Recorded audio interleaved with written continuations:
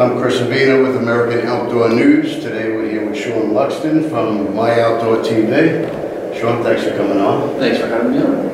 Now, the outdoor industry has changed so much in the past 20 plus years, where TV was the end thing. Everybody started, everyone wanted to be a TV hunting star.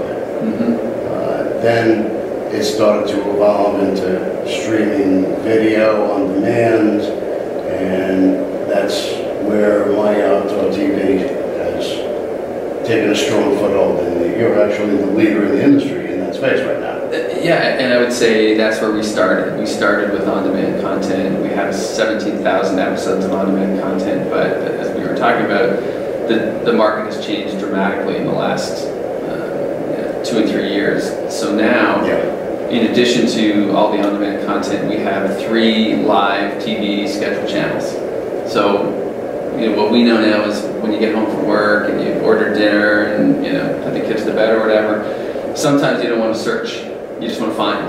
So now people can go to MOTV, and if they want to search, they can do that. But if they want to just watch hunting, they press one button and they watch MOTV Hunt Stream, which is our scheduled live channel. So that's what we've needed to do to evolve. So again, we've got the on-demand content, we've got the scheduled channels, we've got a new content category called Just Shot. So that's content that's on our platform within 2 weeks of being shot in the field. So we got, again, if you want to go back in time, we got that content. If you want to know what's happening right now in the whitetail season, we've got Just Shot content for you. Okay, so it's a huge database. It's a massive amount of content and a massive amount of data that helps people find what they want from that content. How do you store all that content? A whole bunch of servers. The storing is essentially the easy part. The hard part is when somebody comes to the platform and they want to find, Iowa whitetail. We got to make sure that our metadata is right and all the episodes are there, so the person can type in Iowa whitetail and find all those episodes and watch them when they want to. So, our hope is that that whole technical backend is invisible, and you just come to the site and hopefully you can find what you want just right there. And if not, there's search, and we hope that we've done some work so you can find that content pretty easily. So is it basically everything that's on the Outdoor channel? You can get on OutdoorTV on demand, what you want, when you want it. You missed an episode, you can just pull it up. It's almost all of the content. It's not all of it, but it's almost all of it, and it's all the biggest stars, hosts, producers, and content is there. And again, what we find is people will find a show or a host that they love, and then they'll binge and go all the way down. And we've got, for some shows, 12 and 13 seasons of content. Long time. Yeah. And people really like going back and seeing those producers, way back when, and then seeing them now with how they're hunting now. Now, how do you find it? I don't even know if you'd call it a competition, like YouTube or Rumble.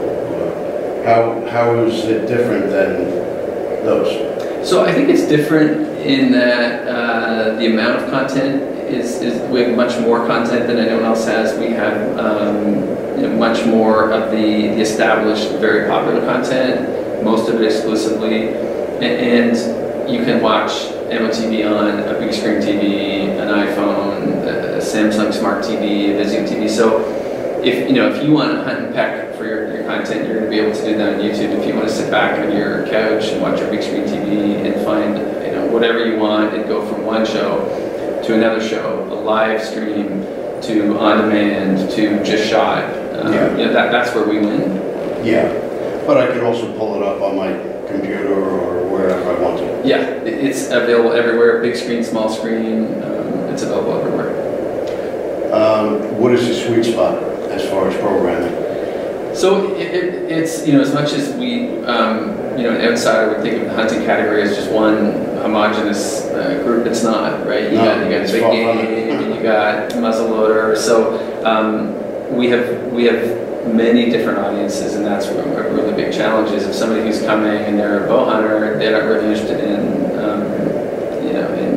anything else. So we're constantly playing with how we present content, so we can give, if you're waterfowl, we want to make it easy. Predator, so I'd say it's an ongoing challenge. Elk hunter. Because all those audiences are different. Oh, sure.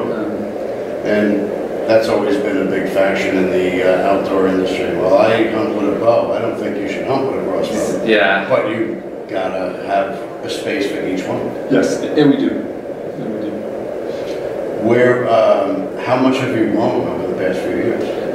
A huge amount. I'd say we did a lot more learning than growing initially. It was a brand new space. We were brand new in the space. Still a brand new space. For sure. We know a lot more now.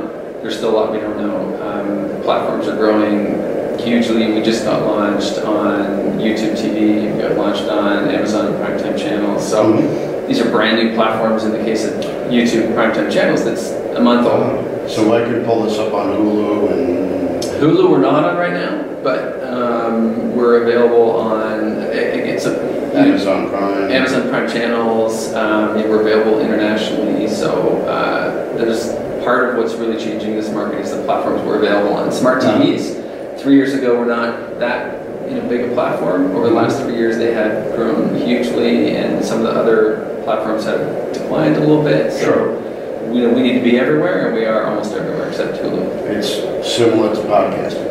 It used to be just one channel. Now it's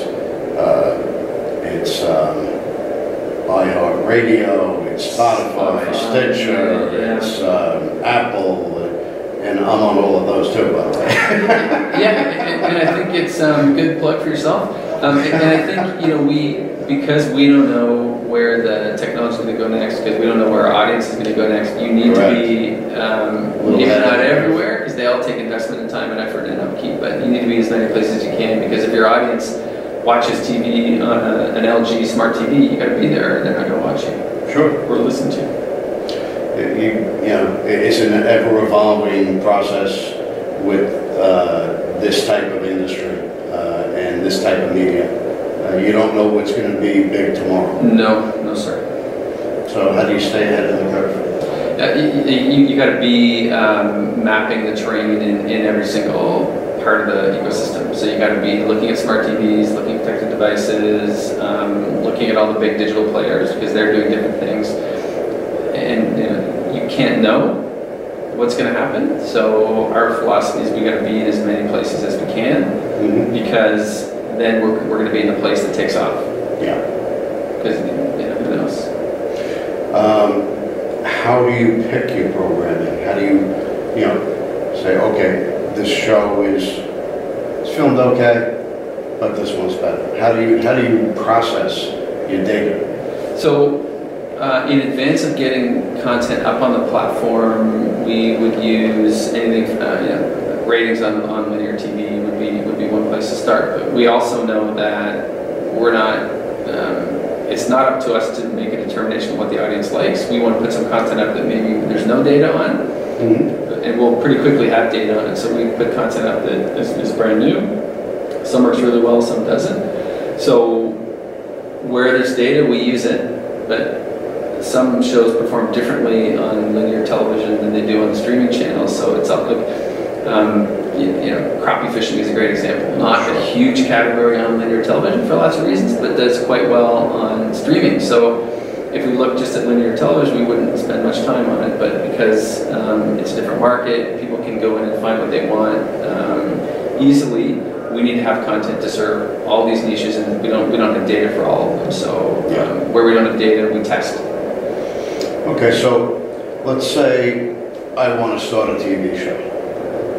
How would I get on my outdoor TV? So is there a vetting process, or? Yeah, I'd say to stand out, you need to show us that you've got some traction with some audience. It could be on YouTube, it could be on Instagram. What we need to know is that we need to look at it and say that looks good, and there needs to be some verification of that from an audience. So again, it could be you've developed X number of subscribers on YouTube, or again, it could be something we want to test. Like if someone came and said, look, I've got, adventure category is really interesting to us, and some of our audiences really like that. So there's got to be some hunting or fishing in it, but if you came to me and said, I have this brand new series, we're getting lots of interaction on Facebook and Instagram, and it's got hunting and fishing and adventure, we might want to take a flyer on that and test. Okay.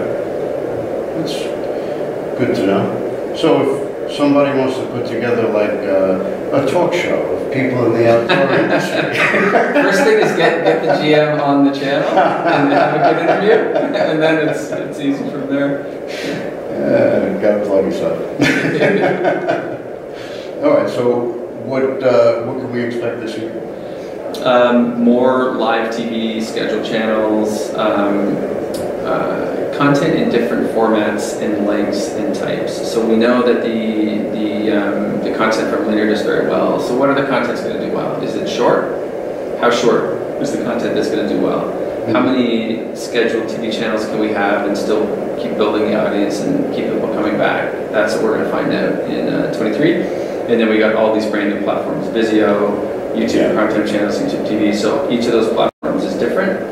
The audiences are different. The kind of content they want is different. So we're going to be learning what they want and give them some more of it. What about reality TV?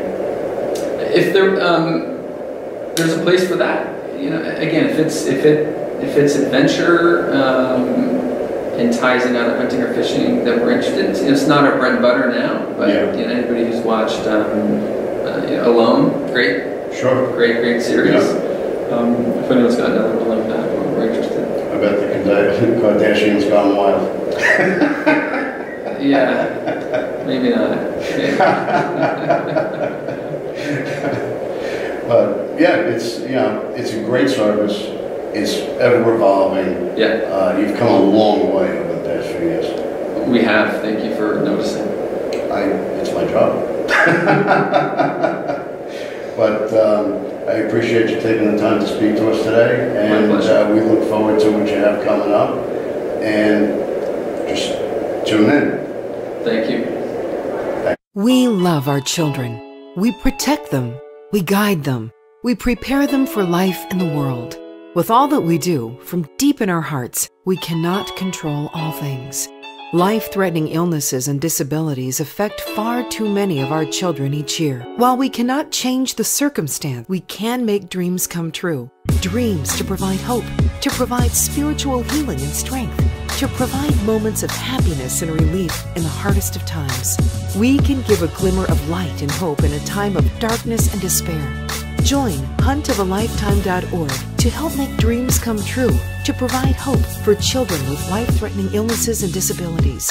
Hunt of a Lifetime is a non-profit organization fulfilling dreams for hunting and fishing trips to youth 21 and under with life-threatening illnesses and disabilities.